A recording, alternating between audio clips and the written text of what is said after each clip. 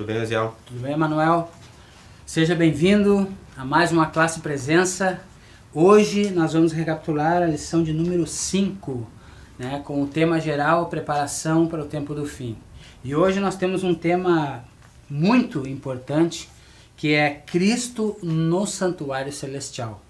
Né? Uma mensagem bíblica que nos ajuda a nos prepararmos melhor nos últimos dias para a volta do Senhor Jesus.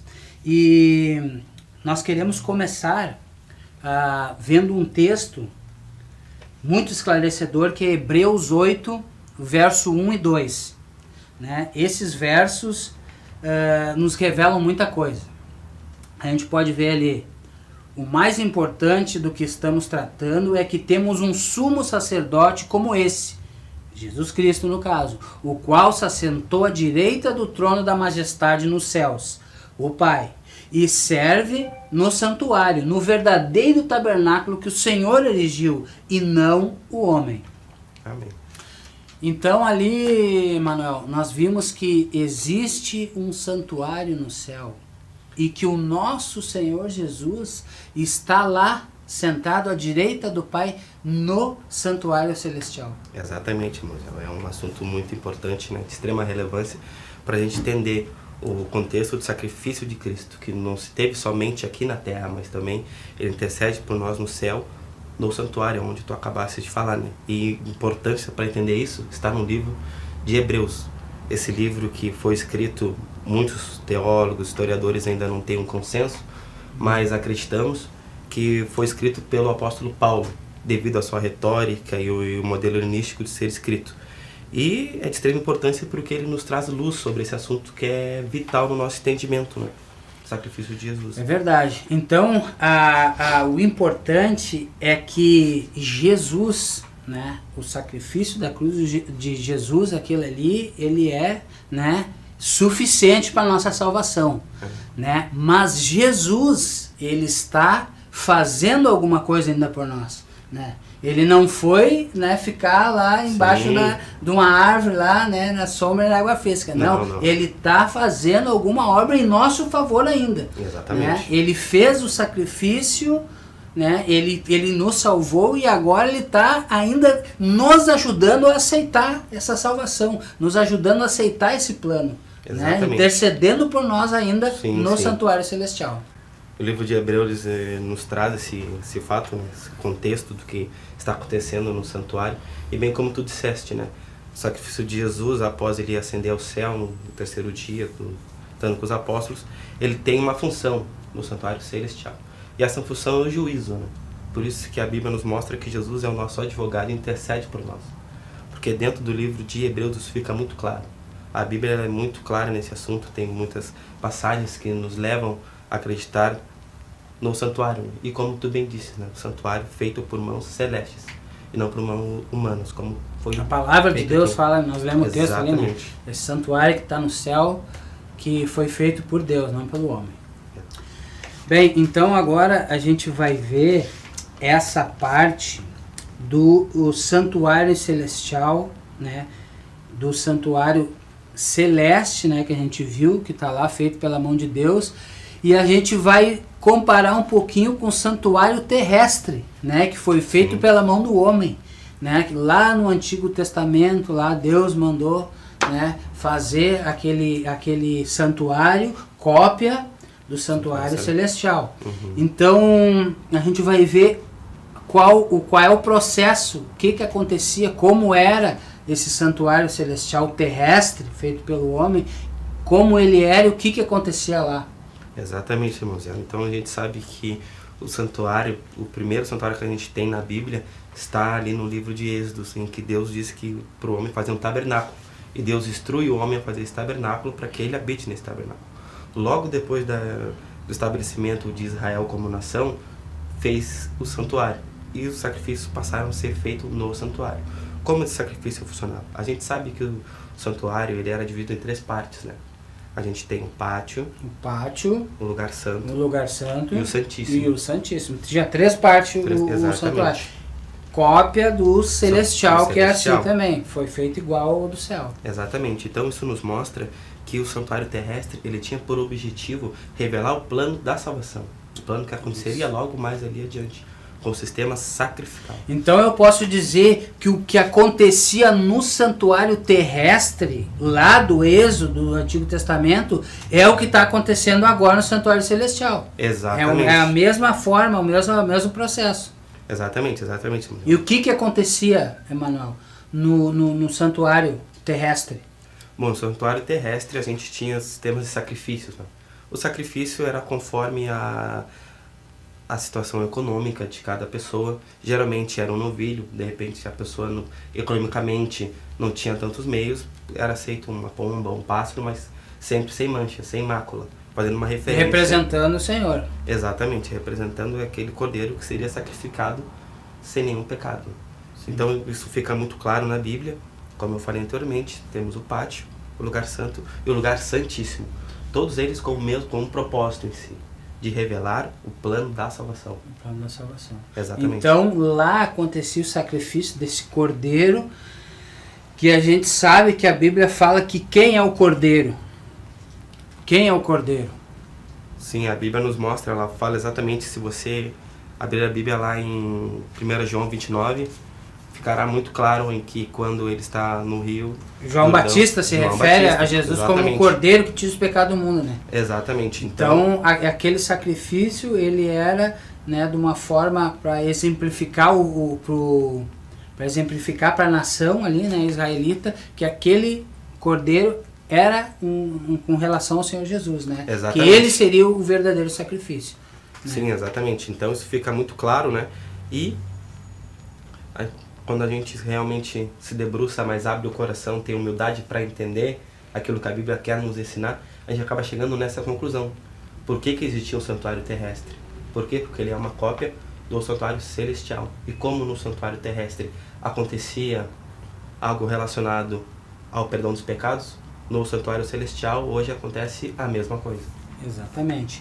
Então lá acontecia esse sacrifício e o sacerdote fazia o intermédio, né? Exatamente. Fazia essa ponte entre o povo e Deus, né? Uhum. E no santuário celestial acontece a mesma coisa. Jesus, né? Ele já fez o sacrifício e agora ele está fazendo essa ponte, então, entre nós e o nosso Pai, né, o nosso Deus, né? Ele está como se eu tivesse lá, né? O povo não poderia entrar no santuário para estar na presença de Deus, para entrar no lugar santíssimo. Então o sumo sacerdote fazia esse trabalho e chegava lá e colocava, né, para o povo obter o perdão dos seus pecados. Então é o que Jesus faz por nós hoje, né? Representando sim todo esse plano dessa salvação. Então a gente sabe que Jesus, né? Eu quero ler um texto com vocês agora de Hebreus 7.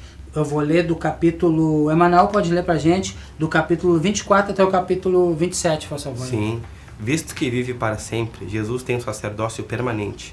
Portanto, ele é capaz de salvar definitivamente aqueles que por meio dele aproximam-se de Deus, pois vive sempre para interceder por eles.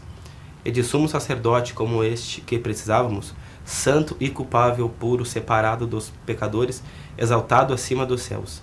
Ao contrário dos outros sumos sacerdotes, ele não tem necessidade de oferecer sacrifícios dia após dia, primeiro por seus próprios pecados e depois pelos pecados do povo.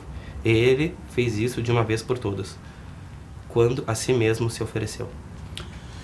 Então a gente vê que lá no Antigo Testamento o sacerdote ele também tinha que pedir perdão pelos pecados deles, fazer o sacrifício, né? Porque ele estava representando. Mas o Senhor Jesus não, ele fez isso uma vez só, né? Que foi o suficiente, né, para todos nós. Fez uma vez só o sacrifício dele, né, para a gente poder ter essa oportunidade e ter agora essa intercessão de Jesus por nós lá no santuário celestial. Então, como é bom a gente saber disso, né? Agora no tempo do fim, que o tempo está, né, se abreviando, nós estamos nos últimos dias desse mundo, a gente saber que a gente tem o nosso Senhor Jesus, né, intercedendo por nós ao nosso lado no santuário celestial. E agora a gente vai trazer aqui, né, uma parte importante desse tema, né, de Cristo no santuário celestial, que é o dia da expiação, né? O dia que acontecia uma purificação no santuário terrestre, que nós estávamos falando lá, né? E o que a gente pode falar, Emanuel, sobre esse dia da expiação, essa purificação que aconteceu lá? Será que ela está acontecendo agora no céu também, no santuário celestial? Sim, exatamente, irmãos. A Bíblia ela nos leva até esse ponto, até essa ideia central de que, como no santuário terrestre, uma vez por ano, o sumo sacerdote acessava o lugar santíssimo, e nesse lugar santíssimo era feito um sacrifício para perdoar os pecados da nação. Hoje Jesus faz o mesmo por nós. Ele acessa esse lugar santíssimo, e nesse lugar santíssimo ele está intercedendo pelos nossos pecados. Ele está intercedendo por nós, ele está analisando a nossa vida, para que, a fim de que naquele grande dia, naquela grande hora, que é o dia da expiação, possamos estar junto com eles. Mas para isso acontecer, para que isso aconteça, para que você realmente creia nisso com o seu coração, é muito importante você se ater à Bíblia, se ater à palavra de Deus, porque ela é a verdade, ela revela, ela é vida, ela pode trazer a salvação para você. Por quê? Porque Cristo sacrificou-se por nós. O Cordeiro já foi sacrificado. E através desse sacrifício, você temos acesso à vida eterna. Então, por mais que você não se sinta capaz, talvez você até não se sinta digno, tenha certeza que o sacrifício de Jesus, ele foi por mim, ele foi por você, ele foi por todo aquele que nele crê. Por isso que Jesus diz assim: ninguém vem a mim senão, ninguém vem ao Pai senão por mim. Jesus fala exatamente isso. Por quê? Porque o santuário terrestre era uma sombra das coisas celestiais. E através desse sacrifício, você tem acesso à salvação, uma coisa única, que é desfrutar uma eternidade ao lado do Pai.